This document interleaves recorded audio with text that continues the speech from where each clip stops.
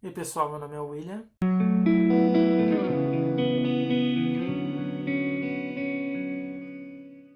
Bom, pessoal, hoje eu quero falar sobre algumas questões que algumas pessoas que não conhecem a vida cristã, que não frequentam igrejas, que não conhecem a Bíblia, pensam a respeito dos crentes e aquilo que está de fato na cabeça do verdadeiro cristão, segundo as Escrituras.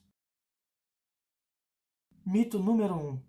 As pessoas pensam que o cristão é um santo e que ele nunca fez nada de errado. A verdade é que a pessoa só se torna cristã depois que ela reconhece seus muitos erros e pecados. E é incontestável no texto bíblico, como diz Romanos 3,23, porque todos pecaram e destituídos, separados foram da glória de Deus. Todo ser humano é pecador e indesculpável diante de Deus.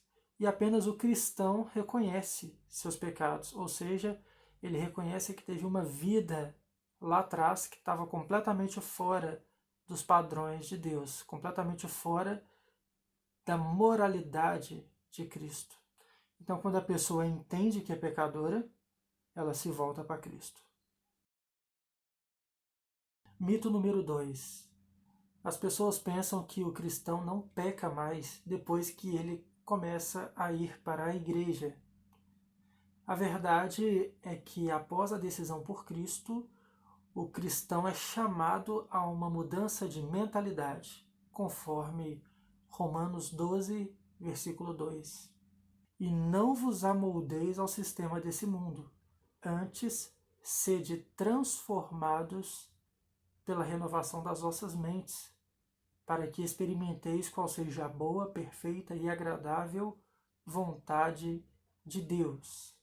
E isso significa que o cristão vai mudar os seus hábitos, ou seja, ele vai gradativamente, a partir do estudo da Bíblia, mudando a sua forma de raciocinar, mudando o seu estilo de vida, se amoldando à palavra de Deus e não mais ao sistema do mundo.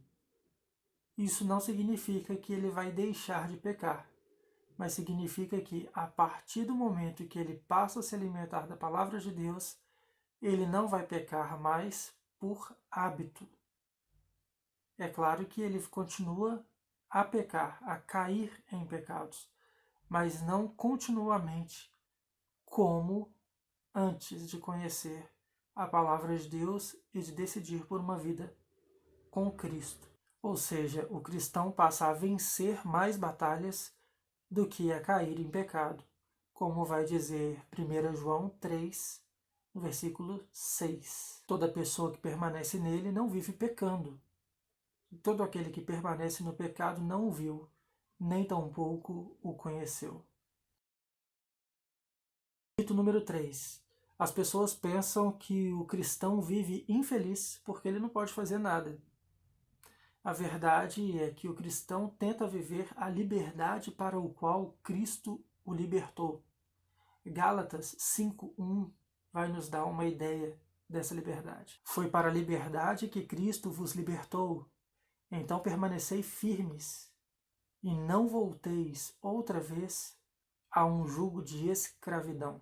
O que gera confusão aqui é a confusão das ideias de liberdade e libertinagem.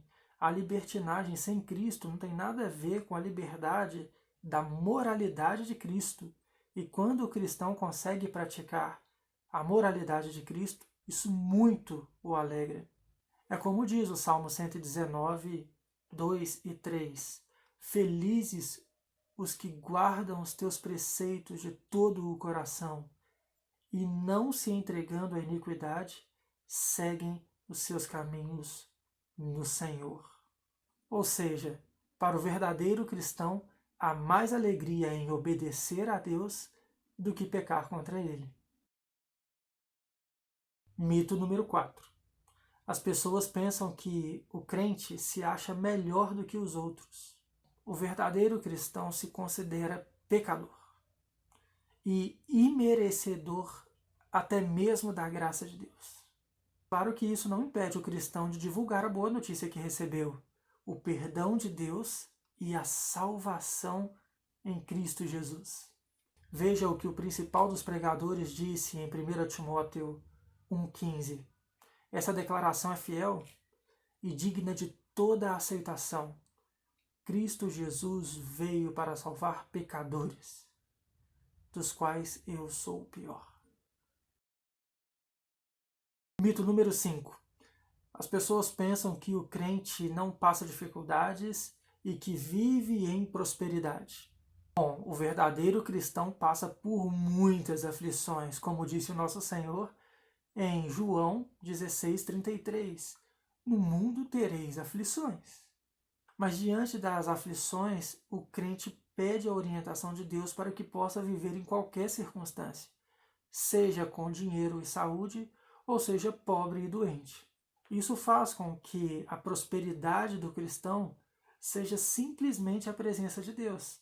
Esse é o verdadeiro contexto de Filipenses 4, versículos 12 e 13, porque é comum que as pessoas só se lembrem dessa frase, tudo posso naquele que me fortalece, e se esquecem do contexto. Sei bem o que é passar necessidade e sei o que é andar com fartura. Aprendi o mistério de viver feliz em todo lugar e em qualquer situação, esteja bem alimentado ou mesmo com fome, possuindo fartura ou passando privações. Tudo posso naquele que me fortalece. É isso daí, pessoal. Se você gostou, curte o vídeo, compartilha para que a gente possa produzir mais material como esse. Aquele abraço.